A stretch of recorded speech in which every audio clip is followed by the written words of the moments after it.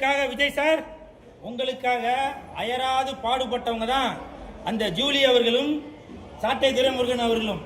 ஏன்னா உங்களை பத்தி அவங்க தான் ப்ரமோஷன் பண்ணிட்டே இருந்தாங்க, அடிக்கடி விசில் அடிச்சுட்டே இருந்தாங்க, விஜயை பத்தி பேசிக்கிட்டே இருந்தாங்க. அதனால கண்டிப்பாக தாவேக்காவோட ஸ்லீப்பர் செல்னு சொல்லுவாங்கல்ல, அது அவங்க ரெண்டு பேர் தான்.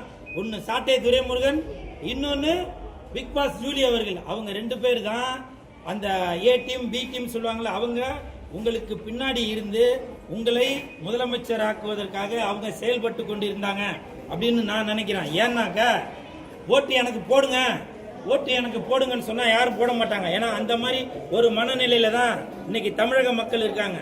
நீங்க சவுத்துல எழுதி வச்சிருப்பாங்க, இங்கு சிறுநீர் கழிக்காதீர்கள் அப்படின்னு. அங்கதான் போய் சிறுநீர் கழிப்போம்.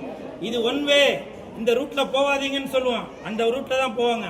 அதே மாதிரி தான் நம்ம சாட்டை துரைமுருகன் அவர்களும் பிக் பாஸ் ஜூலி அவர்களும் விஜய்க்கு ஓட்டு போடாதீங்க அப்படின்னு சொல்லிட்டே வந்தாங்க.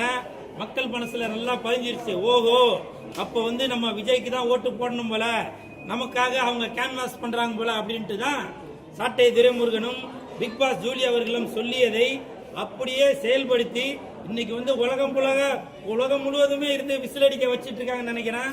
அதனால எனக்கு தெரிஞ்சு விஜய் சார் அவங்க ஆட்சியை பிடித்தால் அதற்கு காரணம் ரெண்டே பேர் தான். விஜய் சார் அப்படி சொல்லிட்டு இருப்பாரு, ரெண்டு பேருக்கு நடுவுல தான் போட்டி அப்படின்னு. இப்ப நான் சொல்றேன், விஜய் சார் ஜெயிப்பதற்கு ரெண்டே பேர் தான் காரணம். ஒன்னு பிக் பாஸ் ஜூலி, இன்னொன்னு சாட்டை துரைமுருகன். அப்படிதான் நானும் நினைக்கிறேன். நீங்க ஜெயிச்சதுக்கு அப்புறம் தயவு செய்து மெரினா பீச்சில் நம்ம சாட்டை துரைமுருகன் அவர்களுக்கும் பிக் பாஸ் ஜூலி அவர்களுக்கும் செலவு வைக்கிறீங்க.